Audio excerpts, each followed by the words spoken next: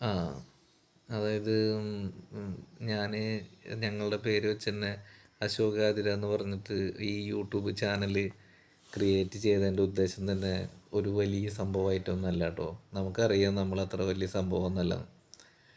അപ്പോഴും നമ്മളിത് ചെയ്തതിൻ്റെ ഉദ്ദേശം എന്താ വെച്ച് കഴിഞ്ഞാൽ, എത്ര വർഷങ്ങൾ കഴിഞ്ഞാലും ഈ വീഡിയോസൊക്കെ നമുക്ക് എടുത്ത് നോക്കാം. അപ്പം നമ്മുടെ പ്രായത്തിൽ വന്നിട്ടുള്ള മാറ്റങ്ങളും കാര്യങ്ങളൊക്കെ നമുക്ക് എടുത്ത്, നമ്മുടെ പ്രായം മാത്രമല്ല, ഇപ്പോൾ പിള്ളേഴ്സ് മെയിനായിട്ട് പിള്ളേരുടെ വീഡിയോകളാണ് നമ്മളിടുക. പെങ്ങളെ പിള്ളേർ ഇങ്ങോട്ട് വരുമ്പോൾ ഇടും. അപ്പോൾ അത് ഭയങ്കര സന്തോഷം. ഇപ്പോൾ അവർ വരുമ്പോൾ അവരുടെ ആ ചെറുപ്പത്തിലെ മുഖവും ഇതൊക്കെ ചേഞ്ച് ചെയ്തതൊക്കെ നമുക്കിപ്പോഴും എടുത്ത് നോക്കുമ്പോൾ മനസ്സിലാവും. അല്ലെങ്കിൽ ഇതൊന്നും നമ്മൾ വല്ല ആൽബത്തിലോ അല്ലെങ്കിൽ എന്താ പറയുക പെൻ ഡ്രൈവൊക്കെ കുത്തി ടി വിയിലൊക്കെ കണക്ട് ചെയ്ത് വേണ്ടേ കാണാനായിട്ട്. അപ്പോൾ ഇത് യൂട്യൂബിൽ ഇങ്ങനെ കിടക്കണ കാരണം കൊണ്ട് എവിടെ പോയാലും ആ യൂട്യൂബിൽ അത് അടിച്ച് നോക്കിയാൽ അപ്പോൾ അത് കണ്ട് കിടക്കുക. ഇതൊക്കെയാണ് എൻ്റെ ഉദ്ദേശങ്ങളുള്ളൂ. അപ്പോൾ അത് എപ്പോഴും ഒരു ഓർമ്മകളായിട്ട് നിൽക്കും, അത്രേ ഉള്ളൂ. അപ്പോൾ അതിൻ്റെ ഇടയിൽ ഒരു സന്തോഷം കൂടിയും പറയാനുണ്ട്. എന്ന് വെച്ച് കഴിഞ്ഞാൽ ഒരു കുഞ്ഞ് ഞങ്ങൾക്ക് ജനിച്ചു.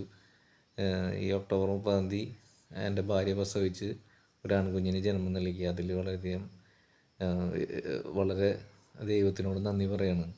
ദൈവത്തിൻ്റെ അനുഗ്രഹമാണ് കാണുന്നതെല്ലാം. ഒരു സന്തോഷവും സമാധാനവുമായ ഒരു അന്തരീക്ഷത്തിലേക്ക് ലൈഫ് മുന്നോട്ട് പോകുന്നു. അതിൽ ദൈവത്തിനോട് തന്നെ നന്ദി പറയുന്നു. അങ്ങനെയുള്ള ഒരു കാര്യം പറയാമെന്ന്. പിന്നെ എൻ്റെ പാട്ടുകളെ പറ്റിയിട്ട് ചിലർ പറയാറുണ്ട് ഞാൻ തന്നെയായിരിക്കും കൂടുതൽ ഇതിനകത്ത് പാട്ടൊക്കെ പാടിയിരുന്നത്. അത് വേറെ ഒന്നും കൊണ്ടല്ല. എൻ്റെ വൈഫിനെ ചിലർ പറയാറുണ്ട് ഞാൻ പാട്ട് പാടാൻ അവൾ സമ്മതിക്കില്ല എന്നൊക്കെ. ഞാൻ പാട്ട് പാടാൻ സമ്മതിക്കേണ്ടല്ല.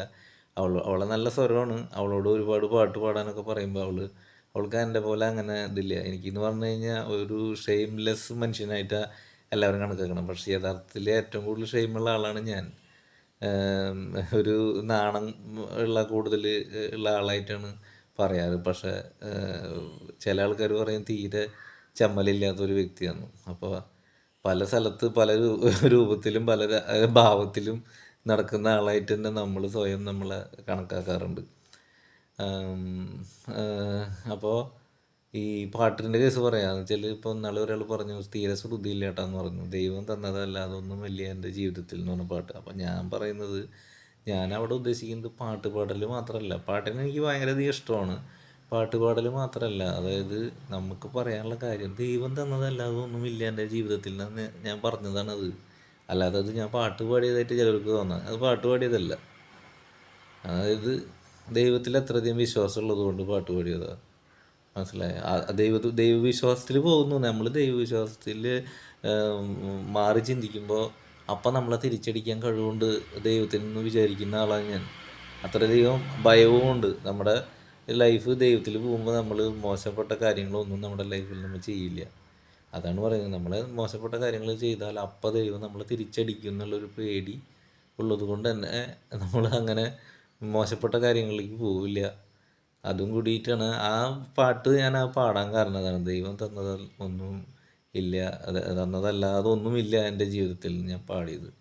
അപ്പം നിങ്ങൾ പാട്ട് പാടുന്നത് പാട്ടിൻ്റെ ഭംഗിക്ക് വേണ്ടി മാത്രമല്ല. അത് നമ്മൾ ചില കാര്യങ്ങൾ പറയാനുള്ളത് പാട്ടിൻ്റെ വരികളിലുള്ള ചില വരികൾ കാണുമ്പോൾ അതിനോട് ഇൻട്രസ്റ്റ് തോന്നിയിട്ട് അത് പാടുന്നതാണ്. ഓക്കേ.